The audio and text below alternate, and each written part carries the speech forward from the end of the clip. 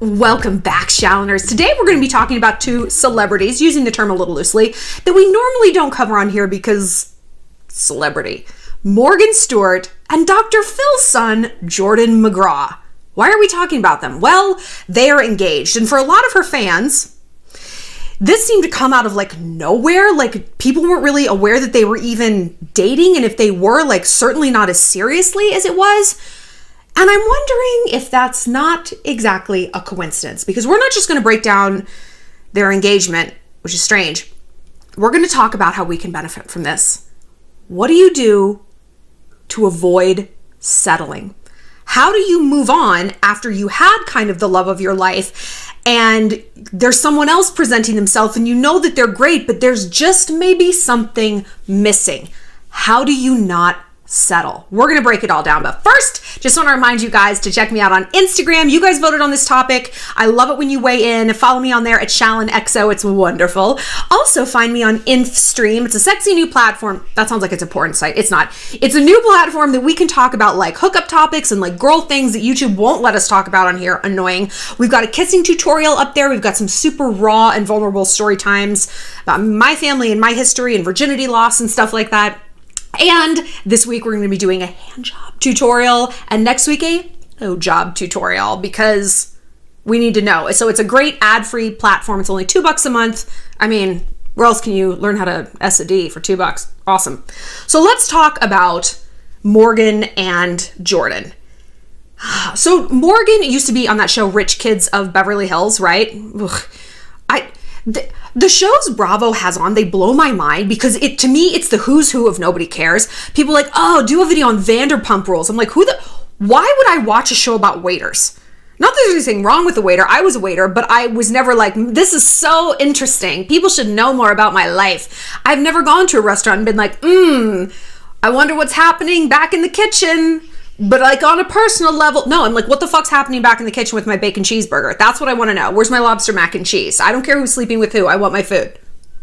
And same with like Below Deck. Like I don't care about them. And same with Rich Kids. Like, it's just, I don't get it. But now she's on E and does like Daily Pop, which cool, whatever. Maybe Rich Kids is on E. Who cares? I don't care. And apparently Morgan is full of apathy too, because this is the picture she posted to announce her engagement. First of all, her fiance is not even in the photo. She's sitting in a cabana with an office phone in the background. Romantic.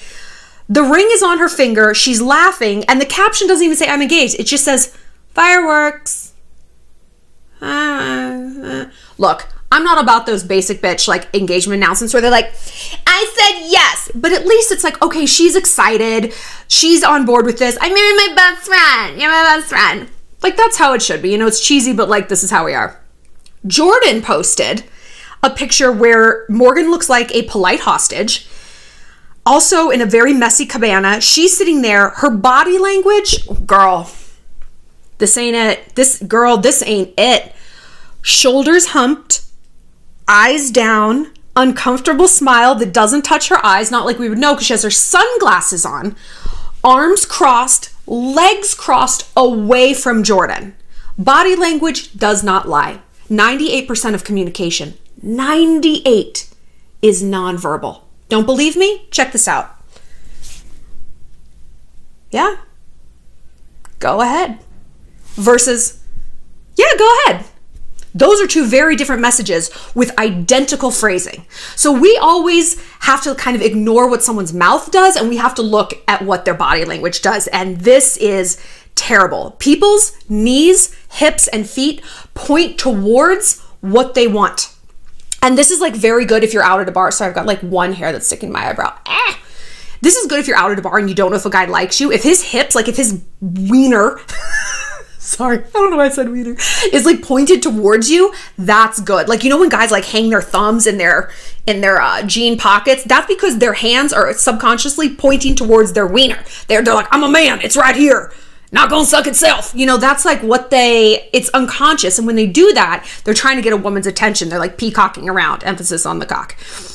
So Morgan having her body language folded away from this boy who is Again, he's oriented towards her. His hands touching her back. That's a very intimate gesture, the low back. Why? Because that's where like your spine is.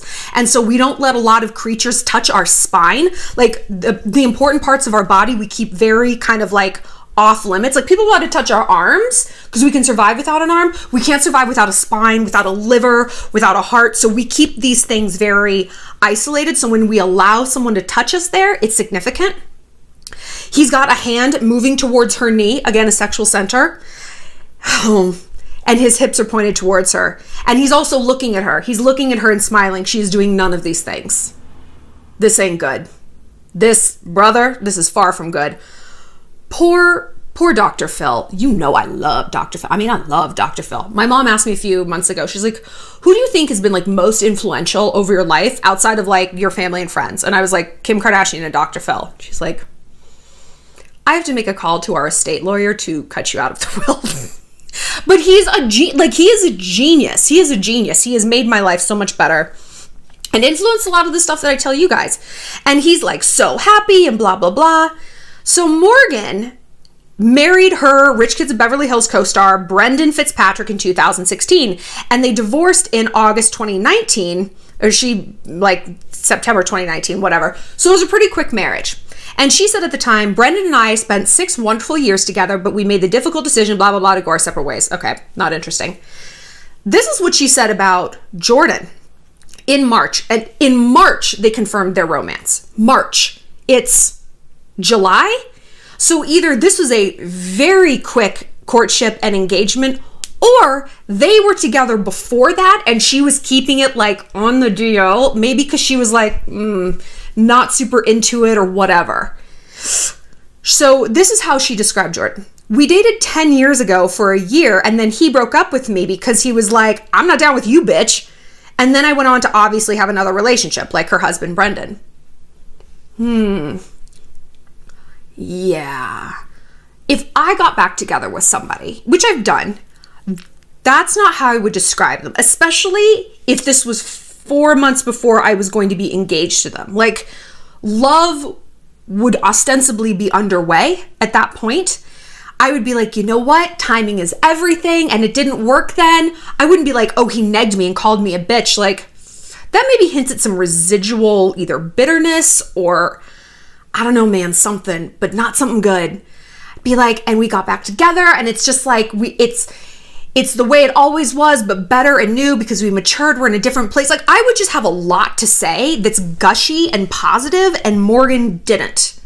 And that adds up to this very, very whatever-ish situation. Oh, girl.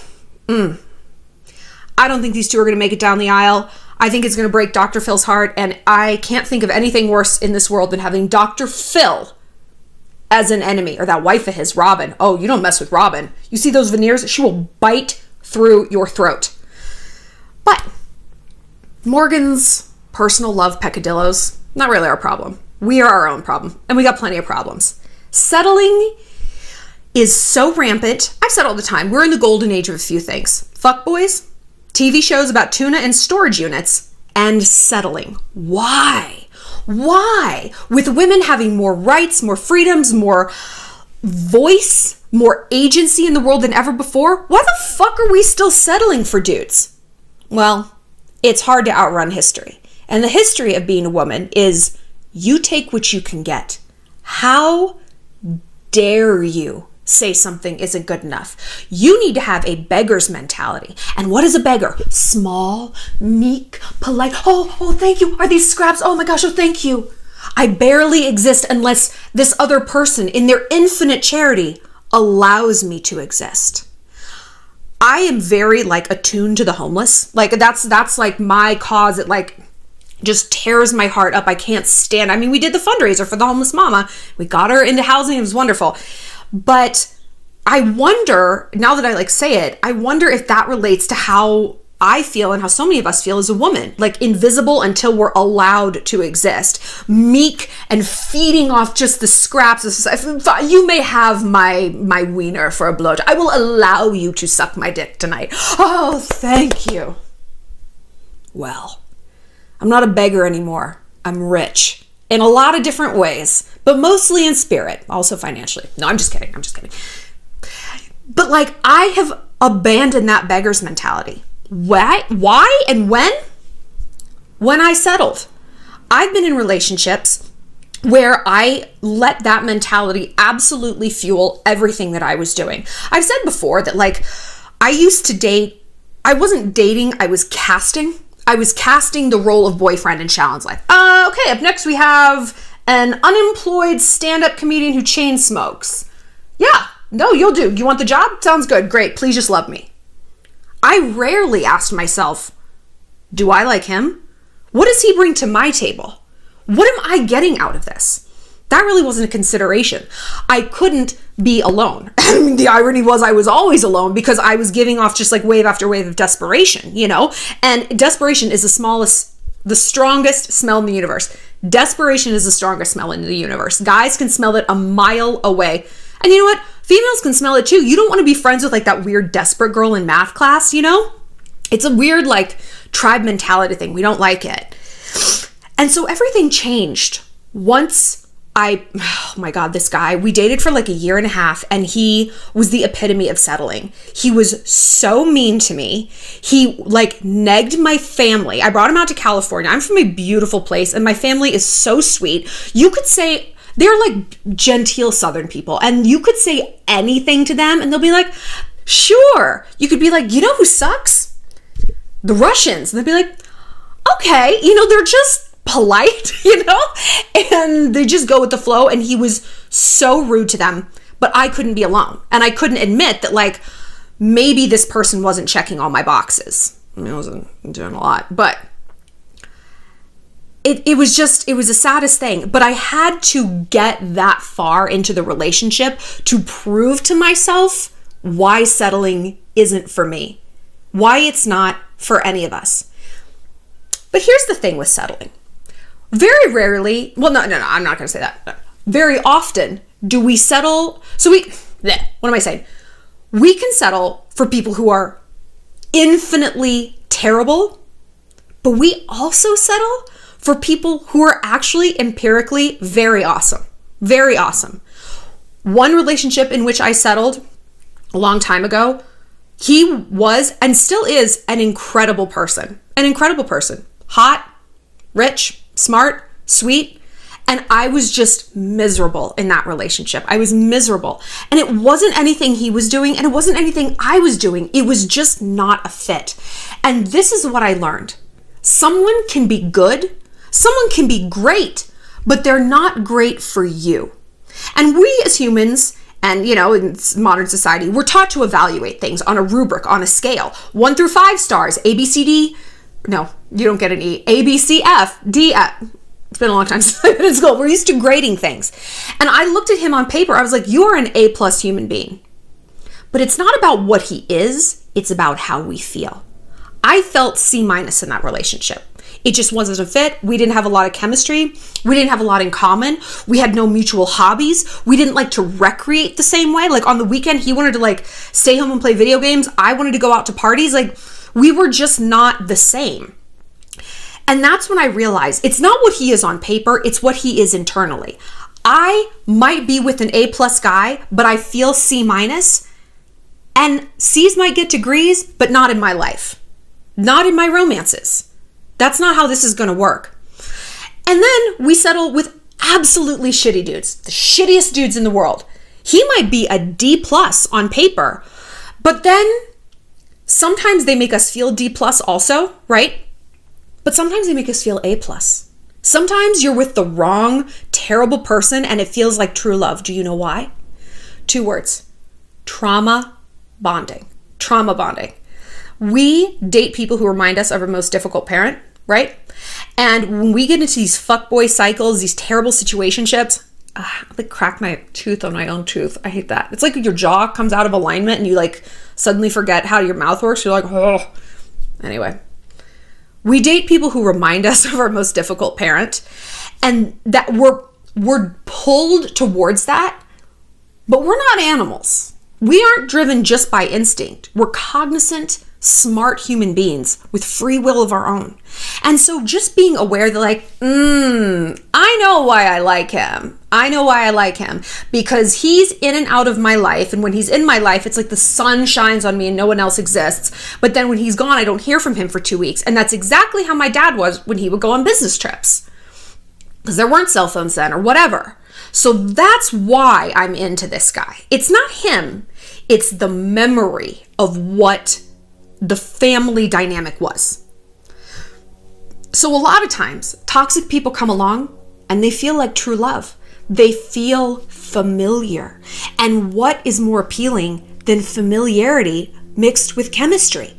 That feels like love, because you're like, well, that's what love is. It's like this heat and this passion, but also this feeling of safety. What you're feeling is not safety. It's the opposite. It's normalized anxiety. It's normalized fear. It's familiar terror, right? You ever watch those shows like, do you watch the show Love After Lockup? Fucking love it.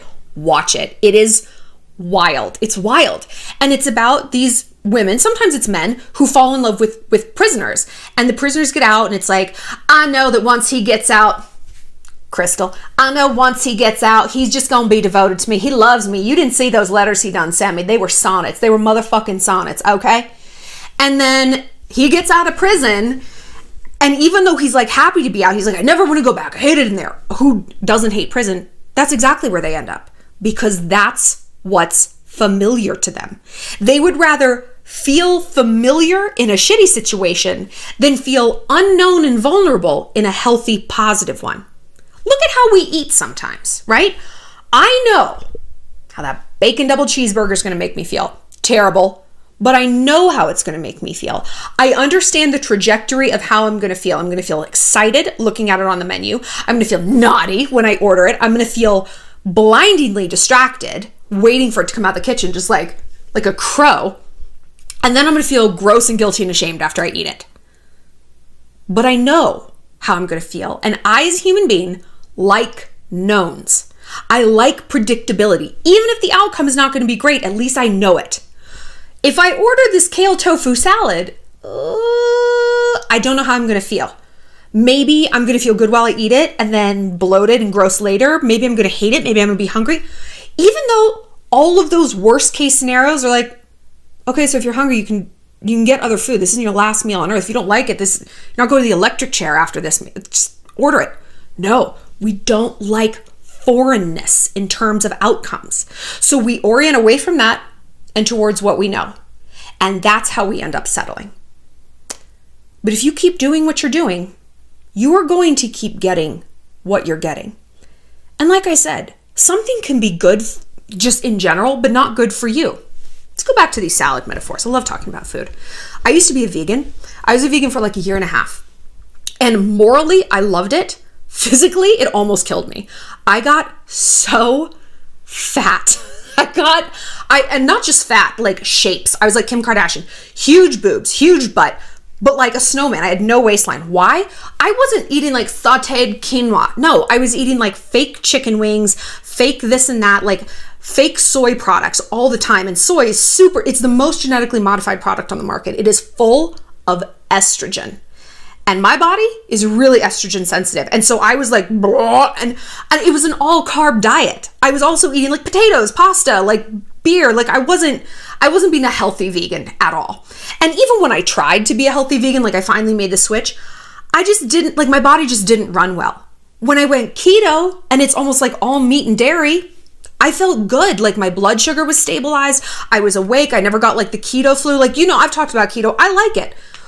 But that's what worked for me. I would never tell you guys, oh, don't be vegan. One of my best friends is vegan. She's this big. She has perfect skin, tons of energy. She sleeps great. I'm like, that works for her. It doesn't work for me. Keto probably wouldn't work for her, but it does for me. So why would I force myself onto a diet that isn't working because I had to like be part of this idea? It doesn't make any sense. Something can be good and just not be good for you. But that's all easy in theory, right? Oh, okay. Yeah, of course. When you're in a settling relationship, When I think back on how I felt so trapped and I felt so fucking selfish. I felt so guilty and so selfish because it went back to that societal beggar's mentality. How dare you say this isn't good enough? Who do you think you are? That's a good question. Who did I think I was? I should have been asking myself that in the opposite way. Not, who do you think you are to give up a man who's nice and cute and smart and who loves you? Who do you think you are sending him back out in the world? Who the fuck did I think I was keeping that boy at home? Keep hurting him? If he was awesome and didn't deserve to be in a relationship with someone who kind of just didn't agree. Like, I could acknowledge that he was awesome, but I didn't feel it. There wasn't that connection there. Why did I think I had the right to keep him from finding a partner who appreciated him? Shame on me. And that's a better shame to have. That's a better shame to have than, who do you think you are asking for more out of this life? Who do you think you are wanting sexual chemistry or love and respect or being listened to and supportiveness? Who are you to not require that of yourself? Who the fuck do you think you are to think you don't deserve that? Oh, let's try to reframe these things. One of those things is what the patriarchy is going to tell you. Bah, you don't deserve this. But the other is what the shallarchy is going to tell you. The shalligators, the shalantrage. We are going to look you in the eye, get right up in your face and say, excuse me, hello, right here, Kristen. What is it you're dumbing yourself down for? I'm sorry, what is this? What is this? What are you doing? Do you think you were put on this earth to feel C- about things? I don't think that, so it's time you cowboyed the fuck up. We're harsh here. You know why? We watch a lot of Dr. Phil. We tell it like it is. I'm like Dr. Phil with more hair. Carrie Bradshaw with a better nose and cheaper shoes. You were not put on this earth for a C- existence. You just weren't. You weren't. And what sucks is if you have normalized that in one category, baby girl, you've normalized it in all the other ones. You have. You are not living up to your potential at work. You're allowing C- friends in your life. You have a C- physical situation where you should probably be healthier and paying more attention, getting better sleep, doing what's right for yourself. And it all starts in one place. Or maybe it didn't start in that place. Maybe it started at work and you're just like, well, I'm just C- now and this is all I can expect. Get it together. Get it together. It's really easy for me to give you a pep talk, right? But it's harder to give yourself a pep talk. So I want you to pretend you're giving your best friend a pep talk. Like, in my mind, no one is good enough for my friends. Like, they need to be dating like Elon minus the crazy, Barack minus Michelle, because we got to have a man who's single. Like, you know, I need just this incredible like space person who hatched out of a pod of perfection, who that's the only people who are going to be good enough for my friends. For myself though, oh no. Is the bar much lower? We are pulled towards that, right? Well, he might be a fuckboy, but I understand the trajectory of how this is going to go. I might not want to admit that I understand it. I'm not going to enjoy it, but I understand it. Oh, the other quality guy who wants to date me? Then I'm at risk of catching actual feelings and getting actual big level hurt. This fuckboy, he's going to baby hurt me. And if he does really hurt me, again, I'm going to understand the trajectory. The good guy, he could really fuck me up. So sometimes settling is a defense mechanism. But again, you were put on this earth to feel C-. And sometimes feeling A level, feeling all of the things, means that you have big hurt. That means, you know, big risk, big reward, big disappointments. There's a saying in shooting, because I shoot a lot of guns out here, aim small, miss small. And it means one thing in shooting that's not very interesting, but like in life, like, yeah, if you aim for small C- life, you're probably going to get it. If you miss, you're not going to miss very big. You aim for an A+ life. If you miss it, if you don't get that job, if you don't win that election, if you don't marry that dude, like, it's going to be A-level hurt. But you are A-level resilient. I promise you, if you are on this channel, there is something inside you that says, I want to be better. I am better. I'm getting better. I can be better. There is a life and a world and an ocean of experiences and feelings that I am ready to get into. Some part of you is ready. 85% of you might be scared as hell. That's all right. It doesn't need to be. If only 1% of you is ready, that's better than 0%. You're on the path moving towards that enlightenment, moving towards that bravery, right? And that's got to come in all categories. That can't just be, I'm going to get into CrossFit. I'm going to deal with my shitty husband 5 years now. Nope. You're going to do it all. You're going to do it all. Because when you move towards that independence, when you look that fear in the face, there's nothing left to hurt you. There's no more weapons that can be formed against you. Because what is settling? It's fear-based decision-making at its finest and truly at its most efficient, right? And maybe that fear that you're trying to insulate yourself from is, I don't want to get hurt. Maybe it's, I don't want to try. Maybe it's, I don't think that I have it in me to have better because people have told me that I'm worthless. Maybe it's that you chronically date dudes with girlfriends or wives because then it has a built-in expiration date and you're like hurt up front. You know, like your heart is already pre-broken. So when this goes bad, it's going to be a petite hurt, a baby hurt. So here's how you can combat this. One thing that helped me in terms of not settling, just all across the board in my life, is talking to people who didn't settle, who chronically have not settled.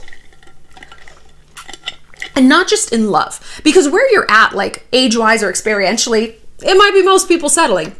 Or people who are in super happy relationships, you're like, yeah, but isn't going to stand the test of time. You know, there's just a lot.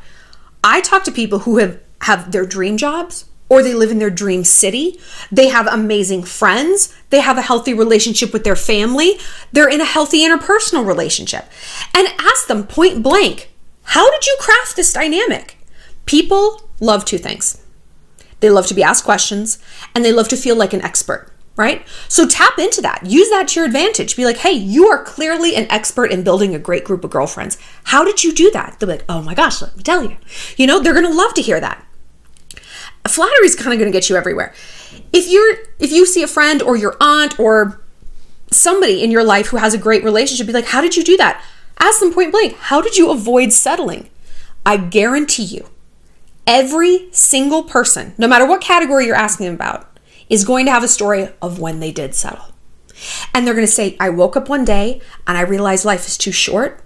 Or I looked at somebody else who was happy and I was like, what am I doing? Or I took a risk in some category of my life. I trained for that marathon. I went for that promotion and it paid off. And then I looked at other things in my life that I wasn't taking healthy risks on. And I thought, this is no longer familiar to me. What is now familiar is goal setting, is putting one foot in front of the other and moving away from the wrong direction and towards the right direction. It's, I'm taking risks in service of authenticity. And what do we call that? Leadership. Leadership is risk in service of authenticity. And it's scary. It's risky. Most risks in service of authenticity, they honestly usually pay off. Even if you don't win that election, even if you don't get that promotion, you've learned something about yourself and you are proud of yourself for trying. You are proud of yourself for trying. So often getting stuck in like a steadily relationship it's simply a matter of inertia. It's a matter of habit. And so the idea of like, I'm going to move out on my boyfriend who I've dated for 7 years. He's all I've ever known, even though like I'm over it, our goals don't align, whatever it might be, that seems overwhelming. Okay, I get you. Big decisions though are comprised of small decisions. And if there's no way that you can get your head around making this big decision, start making small ones. Okay, where am I settling in other categories in my life? Do I need to clean my closets out? That's what we're going to do this weekend. Do I need to get my hair done? Do I need to call my friends back? Do I need to get to inbox 0 on my emails? Like, do I need to be more accountable and braver in so many different aspects of my life? Yes. Probably yes. Because like I said, settling is not an isolated incident. It is going to be a pathology that has permeated everything else in your life. And that probably sounds overwhelming. Don't let it. Because it's probably easier to like tidy up those other little areas. And then again, that familiarity kicks in. So instead of familiar being toxic, unfulfilling, settling, boring, fear-based, you've now crafted a life that's the opposite. Familiar is doing the hard shit. Familiar is taking risks. Familiar is failure. Okay, I walked up to that girl, asked her if she wanted to have coffee after Pilates. She said no. Fine, fuck her, whatever. There's more friends to make out there. I don't care. You get attuned to it. You get comfortable with it so that when you really need to orient that energy to what has to be taken care of in your life, you got it. I hope Morgan and Jordan work out. If I was a betting man, though, and if I bet everything on body language, which 9 times out of 10 I do, Dr. Phil, you make sure they get a prenup. You make sure they get a prenup. For more, click like and subscribe. Like I said, find me on Instagram, where we're going to be doing some sexy tutorials this week. Also coming up this week, we've got videos about Kourtney Kardashian. We're going to do one on Kendall Jenner and getting out of the friend zone. Ooh. Tom Cruise and his perfectionist ways, and some more. We're never going to stop. I'm going to do this forever. I'll see you later, Shalloners.